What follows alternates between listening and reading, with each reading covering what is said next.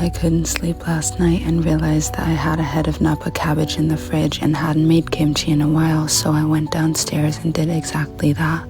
I cut my cabbage into quarters and took the core out before slicing it into smaller pieces. I repeated that with all 4 quarters before putting all of my pieces into a bowl and sprinkling it with salt. I massaged my cabbage and then topped it with water before placing a plate on top and weighed that down. I let that sit for about 2 hours before rinsing my cabbage. I did this about 3 times just to make sure that it was all clean. I let that sit in my strainer while I got started on my marinade, which was some garlic, ginger, fish sauce, sugar, and some Korean red pepper flakes. I gave that a good mix and set that aside while I started cutting up my daikon radish. I cut that into matchsticks before moving on to slicing up some green onion. Once that was all cut, I added that to my bowl with the marinade and added my cabbage to that as well. I then started mixing it and made sure that the marinade coated every single piece of my cabbage. Then I filled it into my jar and I had to taste a little bit to make sure it was perfect before screwing on the lid and letting it stand for 4 days to ferment.